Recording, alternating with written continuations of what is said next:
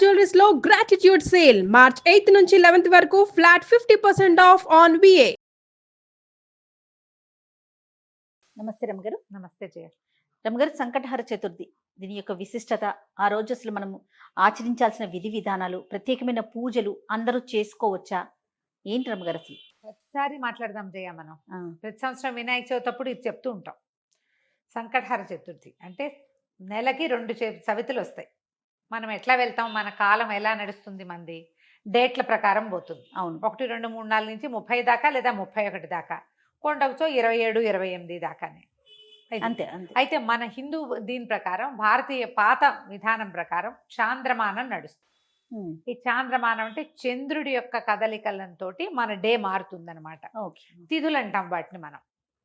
28 ఇవి ఎట్లా పోతాయి? 28 కాదు, పోనీ 29, 30 చేసుకుందాం దాన్ని.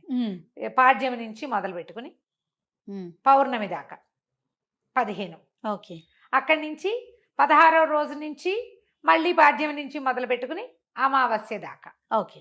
ఇట్లా మన తిథులు నడుస్తూ ఉంటాయి. ఇందులో ప్రతి నెల 2 పాడ్యములు రావాలి, 2 విధియలు, 2 తదియలు, 2 చవితులు, 2 పంచములు, 2 షష్ఠులు, 2 సప్తములు, అన్ని 2 రావాలి. 2 రానివి ఏమిటి? ఒకటి పౌర్ణమి, రెండోది అమావాస్య. అవి మాత్రం సింగిల్ డేట్స్. చతుర్దశులు, త్రయోదశులు, దశములు, ఏకాదశులు అన్ని 2 రావాల్సింది. ఏకాదశి నియమం మనకి సాధారణంగా ఉంటుంది. ఎట్లా?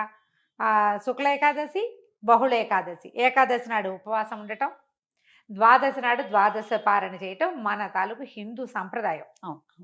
అలాగే హిందూ సంప్రదాయం ప్రకారం నెలలో వచ్చే 2 చవితులని మనం వినాయక ఆరాధన చేయవచ్చు. ఓకే. ఈ చవితి ఆరాధన మనం ప్రత్యేకంగా ఎప్పుడు చేస్తాము? వినాయక చవితి చేసుకుంటాం.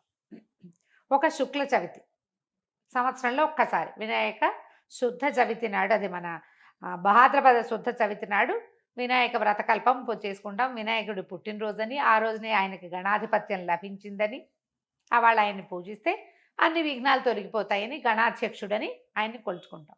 అలాగే ప్రతి నెలా వచ్చేటువంటి కృష్ణ చవితి నాడు, బహుళ చవితి నాడు వినాయక ఆరాధన చేస్తే సమస్త విఘ్నాలు తొలగిపోతాయి అనేది ఒక ప్రత్యేకమైన నియమంగా చెప్తారు. ఓకే. ఈ నియమాన్ని మనకంటే ఎక్కువగా తమిళులు పాటించేవారు. వాళ్ళు ఎక్కువ పాటిస్తారు.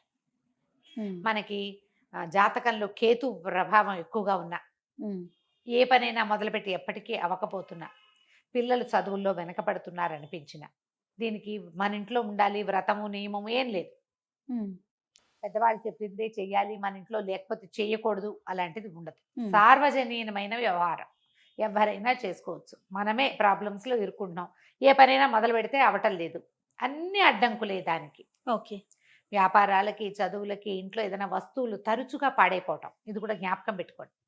మిక్సీ రిపేర్ చేస్తావు, వెట్ గ్రైండర్ పడుకుంటుంది. దానికి ఏదో చేస్తావు, వాషింగ్ మెషిన్ ప్రాబ్లం వస్తుంది, అది అయిపోయింది, సూయింగ్ మెషిన్ పడుకుంటుంది.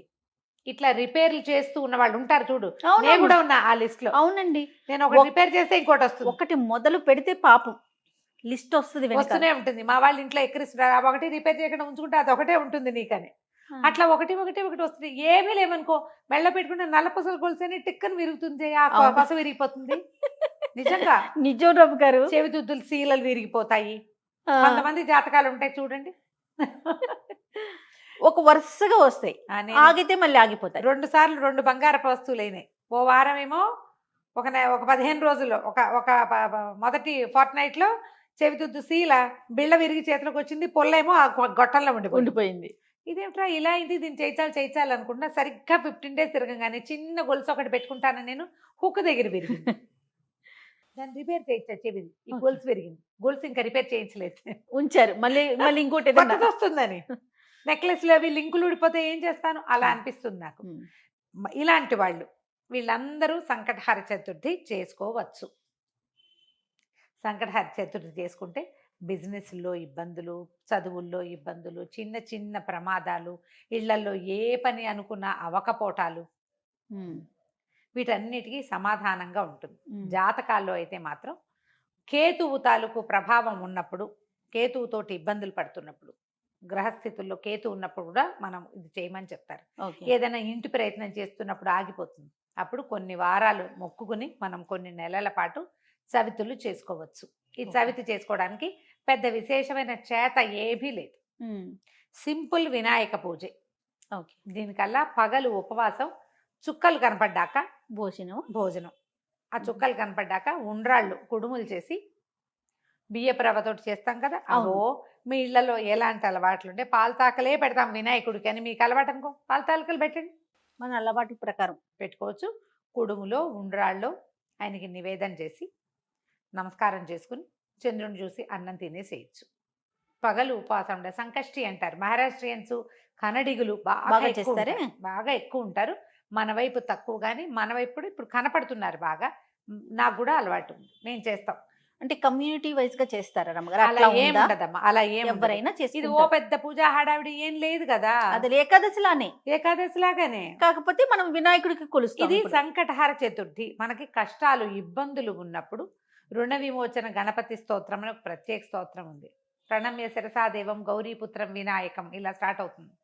ఆ స్తోత్రం చదువుకోవచ్చు. అబ్బే అవేవి రావండి, సుముఖశ్రీగదంతస్య కపిలో గజకర్ణికః మనకు వచ్చు కదా, అంతే. ద్వాదశ నామాలు అవి చదువుకోండి. వినాయకుడికి కొంచెం గరిక, వాకిట్లో ఎక్కడైనా పెరళ్లలో ఉన్న బాల్కనీ కుండీల్లో ఉంటే గరికని పెక్కకుండా ఉంచుతా నేను, అవి వినాయకుడికి పెట్టుకోవచ్చు అని చెప్పి, బుధవారం నాడు పెట్టచ్చులే అని. ఆ 2 గరిక పోచలు వినాయకుడికి సమర్పించడం, ఉండ్రాళ్ళు సమర్పించి నమస్కారం చేసుకోండి. ఇది చాలా మంచిది. మరి పసుపుతోటి వినాయకుడిని చెయ్యాలి అదేదో సిద్ధాంతంగా చెయ్యొద్దమ్మా, ఎంత సింపుల్గా అయినా చేసుకోవచ్చు. సాయంకాలం సమీపంలో ఉన్న ఏ దేవాలయంలోనే గణపతి చతుర్థులు చేస్తారు. అన్ని చోట్ల వినాయక ప్రతిష్ట ఉన్న ప్రతి చోట సంకటహార చతుర్థి పూజ చేస్తారు. వెళ్ళి గుళ్ళో పూజ చేయించుకోండి, హాయిగా ఇంటికి వచ్చి భోజనం చేయండి, అంతే. కుడుములు ఏమైనా ఉండి మీ గుళ్ళో వాళ్ళు ఒప్పుకుంటే, ఆ దేవాలయం పద్ధతిని బట్టి కదా, ఒప్పుకుంటే మీరే కుడుములు తీసుకెళ్ళి స్వామివారికి అక్కడ నివేదన చేసి అందరికీ ప్రసాదం పంచిపెట్టండి. వినాయకుడికి వచ్చిన బెల్లం ముక్క నివేదన పెట్టడం ఒక అలవాటుగా చేసుకోండి. మనకి ఇలాంటి సమస్యలు ఉంటే కనుక తప్పకుండా కొంచెం బెల్లం నివేదన పెట్టడం, వినాయకుడి కోసం ఒక దీపారాధన చేయటం, దీపం పెట్టుకోవటం, దీపం పెట్టగానే వినాయకుడికి సంబంధించిన శ్లోకం చదువుకోవటం, ఓ బెల్లం ముక్క ఖచ్చితంగా, నువ్వు పళ్ళు పెట్టు పాలు పెట్టు అవి ఏమైనా పెట్టుకో, వినాయకుడికి బెల్లం ముక్క పెట్టాలి. ఇలా నివేదన పెడితే మనకి చాలా సమస్యలు తీరుతాయి. ఇప్పుడు నవంబర్ 1 వచ్చినట్టుంది. అవునండి, అంతేనా? అవును. ఆ ప్రతి నెల చూసుకోండి, క్యాలెండర్లో ఉంటుంది. మీరు ఈజీ మెథడ్ ఏంటి, క్యాలెండర్లో నోట్ చేసి పెట్టుకోండి. ఇందులో మళ్ళీ ఒక స్పెషల్ ఉంది. మంగళవారాలు గనక ఈ చతుర్థి వస్తే చాలా విశేషం. అంగారక చతుర్థి అంటారు దాన్ని. అది చాలా విశేషమైంది. అది ఎక్కువ సమస్యలు తీరుస్తుంది, ఇంకా ప్రాబ్లమ్స్ తీరుస్తుంది. దీనివల్ల బ్రహ్మాండం బద్దలైపోయి వారికి ఏదో వస్తుందని కాదు, కొన్ని జాతకపరమైన సమస్యలు తీరుతాయి. ఏ పనులు కానప్పుడు మనకు ఒక శాంతిగా ఉంటుంది. చికాకు తగ్గినా చాలు కదా అమ్మగారు, ఏదో వచ్చి మీద పడక్కర్లేదు. జస్ట్ మనకు ఉన్న ఆ చికాకు, ఆ బాధ, మనసు శాంతిగా ఉంటే అదే చాలు. అంతకంటే ఆటోమేటిక్ గా సమస్యలు పరిష్కారం అవుతాయి. అవును, అలా చేసుకోవచ్చు. మంగళవారం చతుర్థి వచ్చిందనుకో ఇంకా కంఫర్టబుల్ గా ఉంటుంది. ఒక 40 చేయొచ్చు, ఇవి 40 చేయొచ్చు, 21 చేయొచ్చు, 5 నేను 7 లెక్క పెట్టుకుని కూడా చేస్తా. ప్రతి నెల సంకటహర చతుర్థి నాడు పొద్దున్నే మా అక్కయ్య నేను ఒకళ్ళు గుర్తు చేసుకుంటాం ఇవాళ చతుర్థి అని. ఓకే, జ్ఞాపకం చేసుకుని మా ఇద్దరికి అలవాటు ఉంది. నాకు కొంచెం వినాయక ఇవి కూడా ఎక్కువ కదా, ఎక్కువ శ్లోకాలు చదువుకుంటాను. నేను చిన్నప్పుడు చదువుకున్న తొండమున ఏకదంతమును కూడా చదువుతారు రోజు. నేను నాకు అది అలవాటు. ఎవరి అలవాట్లు వాళ్ళవి కదా, మీరు అలవాటు చేసుకోండి. ఏదైనా ఇలాంటి సమస్యలు ఉన్నప్పుడు ఇట్లా చేసుకోవచ్చు. ఇది కొన్నాళ్ళు చేసి మానేయచ్చా లాంటి ప్రశ్నలు వస్తాయి. ఎంతసేపు, కొన్ని వారాలు నియమంగా పెట్టుకోండి, కొన్ని నెలలు, ప్రతి నెల సంకటహర చతుర్థి చేయాలి. 2 సార్లు సంవత్సరం 2 సార్లు వస్తుంది కదా. మీరు కృష్ణ చతుర్థి మామూలు చతుర్థి కూడా చేసుకోవచ్చు. లేదా నేను సంకష్టే చేస్తాను అంటే కనుక సంకష్టులు మాత్రమే చేసుకోవచ్చు, సంకటహర చతుర్థి మాత్రమే చేసుకోవచ్చు. ప్రతి నెల చేస్తే ఇప్పుడు సంవత్సరం చేద్దామని మొక్కున్నాం అనుకోండి, 12 అవుతాయి. ఒకవేళ మధ్యలో ఒక నెల పీరియడ్ వచ్చింది, ఆడవాళ్ళకి సమస్యలు వస్తాయి, ఇంకోసారి మళ్ళీ మొదలు పెట్టక్కర్లేదమ్మా, కంటిన్యూ చేసుకోవచ్చు. దీనికి మీరు ఈజీ మెథడ్ ఏంటంటే, ఇప్పుడు స్మార్ట్ ఫోన్లు వచ్చినాయి కాబట్టి స్మార్ట్ ఫోన్లో చూసుకుని పెట్టుకోండి డేట్లు. నేనైతే క్యాలెండర్లో రౌండ్ ఆఫ్ చేసి పెట్టుకుంటా ఇవాళ చతుర్థి అని. వాళ్ళు కూడా ఎర్ర వినాయకుడు బొమ్మ వేస్తుంటారు, అక్కడ వినాయకుడు బొమ్మ కనపడుతుంది, టీటీడీ వాళ్ళ దాంట్లో కనిపిస్తూ ఉంటుంది. సో గుర్తుపెట్టుకుని ఆ రోజున మీరు చేయవలసింది ఏంటి, వినాయకుడికి సంబంధించిన స్తోత్రం చదువుకోవటం, 2 గరిక పోచలు తెచ్చి వినాయకుడికి సమర్పించడం, కొంచెం కుడుములో ఏవైనా నివేదన చేయటం, పగలు ఉపవసించి చంద్రుడు కనపడ్డాక దండం పెట్టుకుని భోజనం చేయటం చేసి చూడండి. మీకు చాలా ఇబ్బందులు తొలుగుతాయి. పెద్ద విశేషంగా ఏదో మాత్రం కాదు, మంచిది.